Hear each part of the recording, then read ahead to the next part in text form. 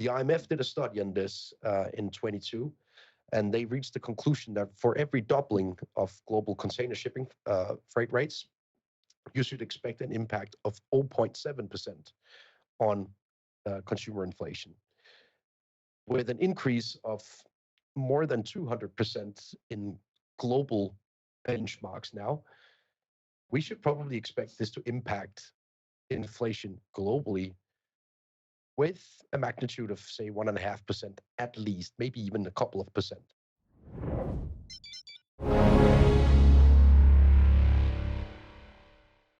How to understand the troubles in the Red Sea. Welcome to this special edition of Steno Signals here at Real Vision amidst the Education Month.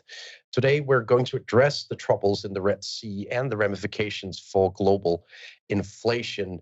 And I'm joined by the partner here at my company, Steno Research, Mikkel Rosenwald. Welcome to you as well. Thanks for that. You're the head of geopolitics. I'm Andreas Steno. For those of you who haven't seen me before on platform, it's been a few weeks since I was on air the last time.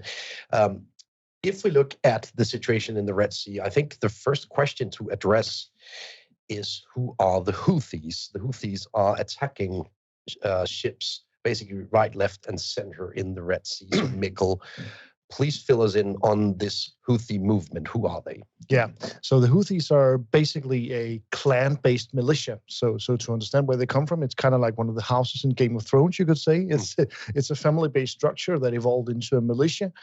They played a big part in the ongoing Yemeni civil war and now control large parts of the country. So they are a sort of a pseudo-government of large parts of Yemen. On top of that, the Houthis are closely linked to Iran. They've been financed and backed by Iran over the years. And they have a lot of international networks to Hamas, Hezbollah, etc. So next question, I believe, is why are they throwing missiles at ships and throwing drones at ships? Well, for three reasons. First of all, Iran told them so. Iran has a heavy interest in stirring up trouble within the region, had a big hand in the Hamas terrorist attack against Israel. So that is the main reason that Iran is basically giving them the weapons and telling them where to shoot it. The second reason why the Houthis are in on this is because they kind of have to. If you look at their motto, it is glory to God, death to America, death to Israel, curses upon the Jews, and triumph for Islam. And when you have a motto like that, you can't really stay dormant while Hamas and Hezbollah are attacking Israel. So they kind of felt perhaps that they needed to do something to not look weak and inactive in this. And the third reason is that this is very popular within Yemen. As I mentioned, they're part of the Yemeni civil war, so everything they can do to shore up domestic and internal support within Yemen is very good for them. And this is hugely popular. One of the only things that the Yemeni population can all agree upon is that they dislike Israel. So when the Houthis are taking part in the fight against Israel in the way that they can do, it's very, very popular inside Yemen. So this is really a win-win-win for the Houthis, basically. Yeah. And if we look at the current situation in the Red Sea and the Suez Canal, it's a pretty dire situation, to be honest. We have some data on the amount of crossings of container ships in the Suez Canal. And as you can see, we have seen a large drop in the amount of crossings basically since just before New Year's.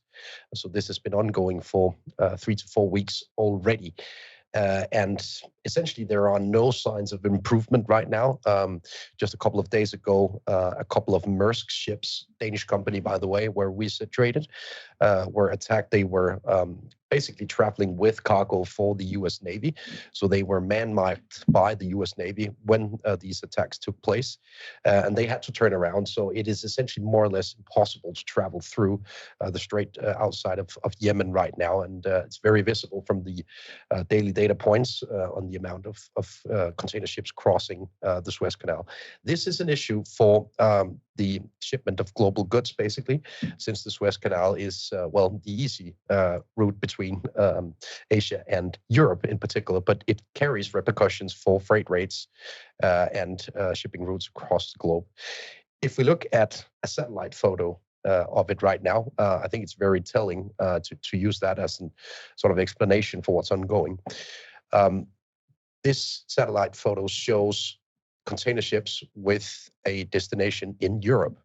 As you can see, there is basically a large rerouting happening south of Africa instead of using the Suez Canal. And if we sort of zoom in on the region with the Suez Canal, we basically see more or less 0 ships.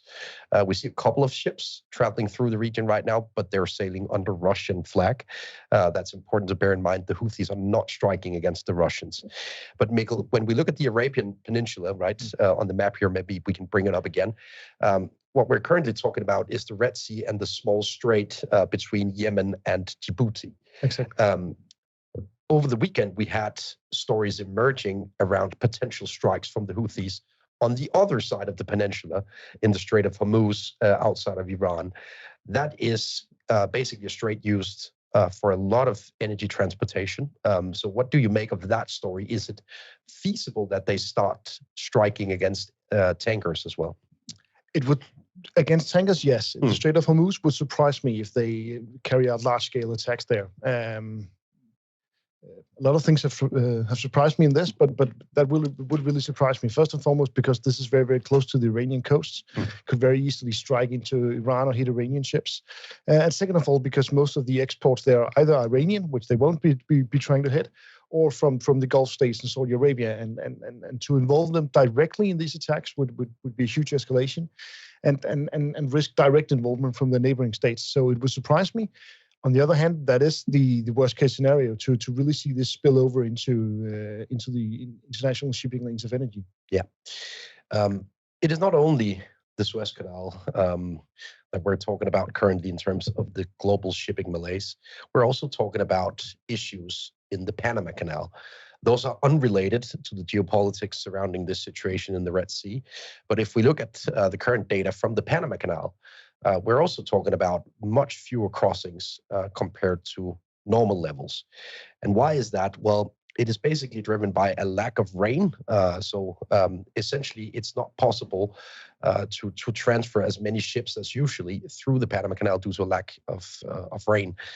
So we essentially need some rain in the region to get the Panama Canal back at full capacity.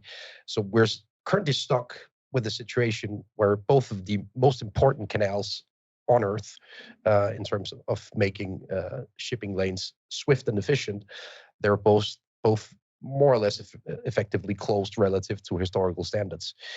And therefore, we're currently seeing this shipping malaise spreading from container ships, which were sort of originally the sort of center of attention, towards the dry bulk space, and even to energy tankers. So slowly but surely, this story is sort of building from being a very isolated event to container ships in the Red Sea to now being a global shipping lane relevant story.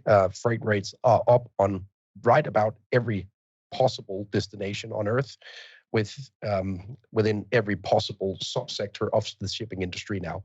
So it is of major relevance to solve this as soon as possible for the Biden administration, Mikkel. We obviously have a lot of contacts within the shipping industry since it is so heavily based out of Denmark. But Mikkel, what's the outlook for a solution to this situation with the Houthis? Is it feasible to hope for a solution within a few weeks from here? Possibly. To give a little glimpse into our thinking on this, we've been working a lot, talking to a lot of sources. We have sort of a matrix that I use for this. So basically, the U.S. tried initially to reassure shipping companies that's the second from top solution here, to reassure the shipping companies by deploying massive naval forces into the Red Sea to basically tell them we're here, we're in control of this. That initially seemed to work up until Christmas, between Christmas and New Year's, where the Houthis upped their attacks, sent in more drones, and then all the shipping companies went south of Africa instead. So that basically failed tremendously, the initial effort to reassure shipping companies. The next step in that effort was to begin bombing the Houthis within Yemen. That didn't really work either. Then the US have tried to place direct convoy support on certain ships, as we mentioned before. That's A, not really scalable, B, perhaps doesn't even work, as we've seen in the past couple of days, and definitely, evidently, it doesn't reassure the shipping companies. So we're left with the two bottom options for solving this crisis. One is to outright invade in North Yemen, where the Houthis are situated, put boots on the ground. That's an absolute worst-case scenario for the U.S., would carry huge financial and political costs. So I view that as sort of a no-go scenario. That leaves only one solution, in my opinion, and that's a truce between Hamas and Israel. Because even though, as I mentioned, the Houthis have a lot of reasons for attacking ships out in the Red Sea, it all stems back to the Hamas-Israel conflict. If that's solved, then the Houthis have no casus belli to keep attacking ships. And a couple of weeks ago, this seemed like yes, that's a good solution, but is that really realistic? Is that really the easiest way to solve this? Well, now it may actually be. In my opinion, we're looking at 1 to 2 months, perhaps, before a peace deal is realistic. It's being worked on a lot. The pressure on Israel is immense, so there are chances that it could go quicker, but it's not going to be a quick fix. And even if it's fixed, we might still be looking at some trouble. Hey, sorry to interrupt again. It's Raoul here from Real Vision. I'd love for you to subscribe to the channel, get the notifications. We have so many incredible conversations with so many amazing people. It will really help you in your financial journey and your journey to understand just what the hell's going on in this world. Anyway, click subscribe, get the notifications, and enjoy. Once this Red Sea issue is over, we're not necessarily out of the woods. And I have to remind you of some anecdotal evidence that we have from 2021 on that subject. Back in early 2021, the ship Ever Given basically blocked the entire Suez Canal. Some of you may remember basically the pictures of a ship blocking the entire canal. Once the canal was reopened, it led to traffic jams across ports, both in the US and in Europe. We see the amount of ships anchored outside of LA here post that Ever Given event in the Suez Canal. And I think something similar is very likely this time around. Should the Suez suddenly reopen, we have a lot of jams to be expected, both in Rotterdam, LA, Genoa, and other big port cities, as a consequence of a lot of ships currently either being redirected or in a waiting position. We also saw similar traffic jams in the North Sea. If you show the next chart, it's basically kind of a similar picture just from North Sea ports on aggregate. So this is something that will last for, say, 3-4 months from here, even in the very hopeful scenario of some kind of solution being found within the next week or two. And therefore, yeah, Mikkel? Yeah, just one point. We are looking at some seasonality here as well, because we know that this is mainly affecting the Shanghai-Rotterdam or Shanghai-Europe routes. And that route carries a lot of the Christmas presents that you and I are going to be giving and receiving this year. And they're not going to be shipped out in December. They're going to be shipped out before the summer to retailers, to stock, to warehouses across Europe. So if this reaches into Q2, it even worsens the problem and the bottlenecks. So one thing is that we have an issue within the shipping industry. The shipping companies are, by the way, pretty happy with this. They can increase margins. Just have a look at their average stock returns over the past couple of months here. But when freight rates are on the rise, it also matters for inflation. So if we take a look at freight rates across the globe first here, this is a heat map of some of the most important shipping routes across the globe. For example, Shanghai to LA and Shanghai to Rotterdam. And the freight rate between Shanghai and Rotterdam is up, almost 400% if you look a couple of quarters back, but 350% just since mid-December or thereabout. That's obviously directly linked to what's ongoing in the Red Sea, the lack of passings through the Suez Canal. But you should also note that the price of freight from Shanghai to LA is on the rise swiftly as well. Why does that make sense since it's not directly impacted? Well, we've basically asked our sources within the industry why that is. Basically, they redirect capacity towards the Shanghai to Rotterdam route as a consequence of higher prices, first of all, but also as a consequence of delays, given that they have to redirect ships south of Africa. So they simply need more ships to take care of the situation. That's one thing. So therefore, there's an indirect spillover to the Shanghai-LA route. Secondly, currently, it's kind of the global price sort of price setting mechanism, this route between Shanghai and Rotterdam, as a consequence of larger margins on this route. So essentially, why would you choose another route unless you get paid as well traveling another route? So that's essentially why we see these spillovers, global freight rates now, and everything is now impacted. We should essentially expect freight rates between China and the US to sort of play catch up with the increase that we've seen in Europe. Does this matter for inflation? If you move a couple of charts ahead, there's a chart on the freight rate relative to the PCE price of core goods in the U.S. consumer basket. It's called "The Trouble in Suez is Not Helping U.S. Importers," and there's actually a pretty neat correlation between freight rates and subsequent inflation in goods. I think it makes a ton of sense that an increase in transportation costs will ultimately, to a certain extent, end up being passed through to the ultimate consumer of the good. So why is there a lag on this chart? It seems like freight rates actually lead the development here. Well, first of all, it takes a while for a ship to go from Shanghai to LA. There's a very clear time lag just because of the travel time.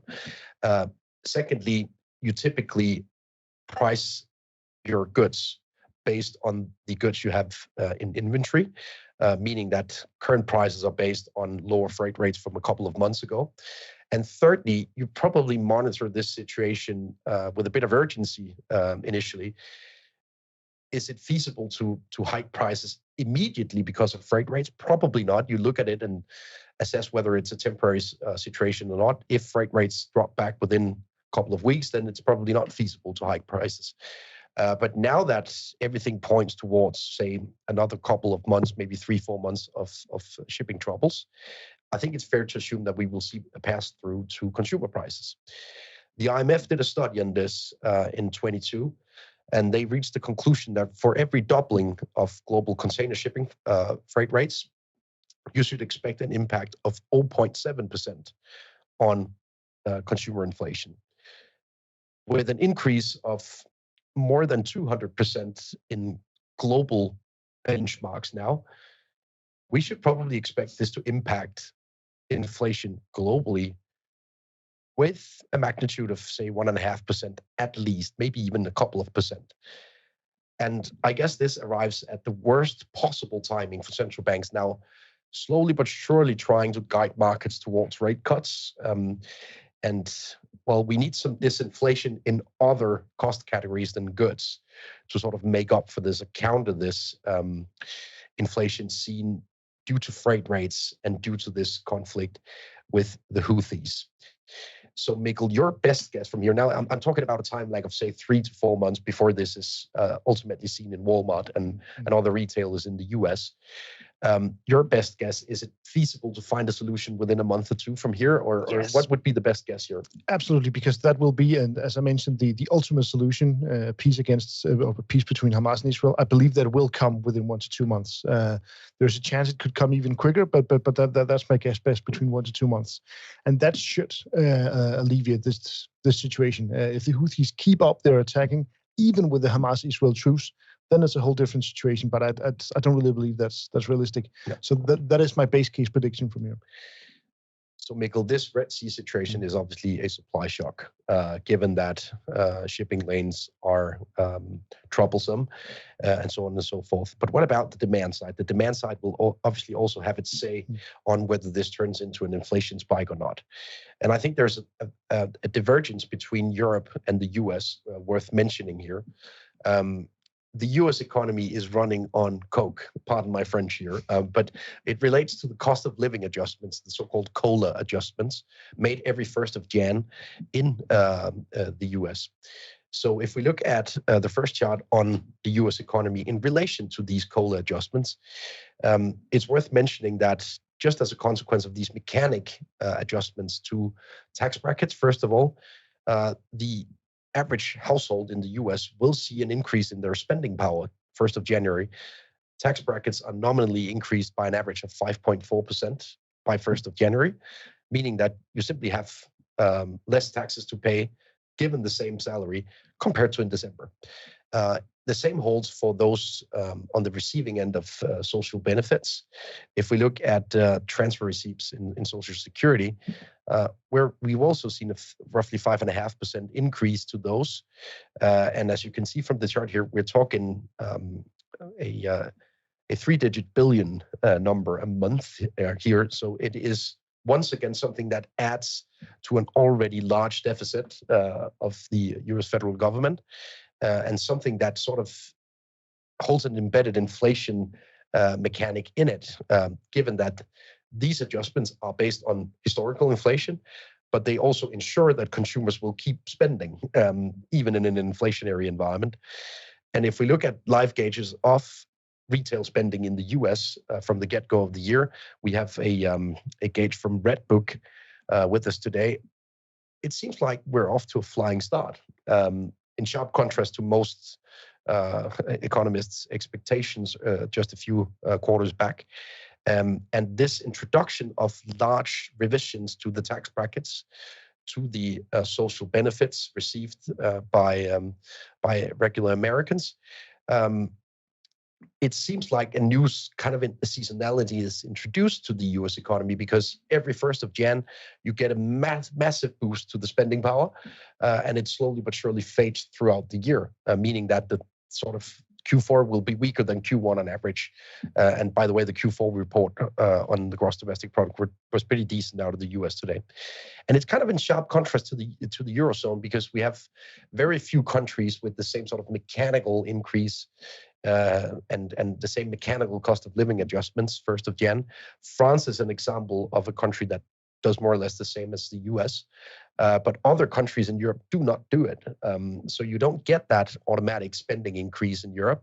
And as you can see, the divergence between retail sales in the US in light blue and what we see both in the UK and in France in red and dark blue here is quite striking, and the divergence is increasing. That leads me to the conclusion that it's much more likely that we will get a consumer goods inflation spike in the US due to this, because of the demand side also being on the increase while the supply shock is happening in the Red Sea. So I guess that's the major takeaway from a financial market perspective. Europe is, from a demand perspective, still stuck in the abyss, while the US is reaccelerating right now, meaning that the risk of a re-emergence of inflation in the US by late spring, thereabout, given the lead lags that we showed you earlier, is much larger than it is in Europe. I think it bodes well for US equities. Equities tend to thrive through the first sort of phase of inflation, because it means that companies basically increase their pricing power relative to consumers. But it doesn't bode too well for US Treasuries. It bodes decently well for European fixed income, I'd say, given that we don't have the same demand dynamics, while European equities are much less likely to outperform US peers. Buy US equities and European fixed income. That's probably the cocktail that makes the most sense here if you're into investing in both kind of instruments. I'll leave you with one final chart, and I'll allow you to comment on it also as well, Mikkel. The deficit of the federal government in the US is out of control in many ways. These cost of living adjustments add to it. This is a very, very simple study. The light blue is based on the unemployment rate and also the current growth gauge, basically. So the current growth rate of the US economy. Given those two, you would expect the budget to balance. We're currently 7.5 percentage points away from that. That is extraordinary. And as long as you have that gap, it's very unlikely that you'll see a recession. So in an election year, Mikkel, Biden holds no incentives to close this gap. Not at all. Not at all. No. I think the Biden administration will keep this spending up. There are political reasons to do so. Obviously, the big question is when we get to the other side of an election, can the coming administration, be it a Biden or Trump administration, can they keep this up? I think they will have to some extent slam the brakes. How they do it could be through spending cuts, could be through revenue reforms, but this is untenable in the long term. It's not like nothing we've seen before. And just on a final note, a lot of people are speculating in how does the market usually react to these primary elections, to the general elections. I think all those historical evidence is out the window because this is like nothing we've seen before in the economic scale. So this is new territory. It's going to be new territory for a new administration to enter into a artificial deficit, you could probably call it, this large. Yeah. And it will be very interesting to see how the new administration, if we assume that Trump wins the election by the end of the year, probably the base case for bookmakers right now, whether he will slam the brakes or not. I'm not certain myself, but let's see. Yeah, and it's going to be tricky. There are a lot of political stopgaps to do that. Yeah. I guess this was all for this session on the Red Sea, the ramifications for inflation around the globe. I sadly think that you should expect a new wave of goods inflation in the US, also to a larger extent than what we'll see elsewhere around the globe. But it's pretty good news if you're an equity investor. For now, we lean heavily into US stocks, in particular in the tech space, paired with some exposures in the shipping industry because they like this scenario. Even though it creates inflation for the end consumer ultimately. My name is Andreas Steno. I was joined by Mikkel Rosenvold from our geopolitical research department here at Steno Research. It was a pleasure to be back here at Real Vision, and I hope to see you soon again. We hope you enjoyed the video. At Real Vision, we help you understand the complex world of finance, business, and the global economy with in-depth analysis from real experts. Join the revolution at realvision.com.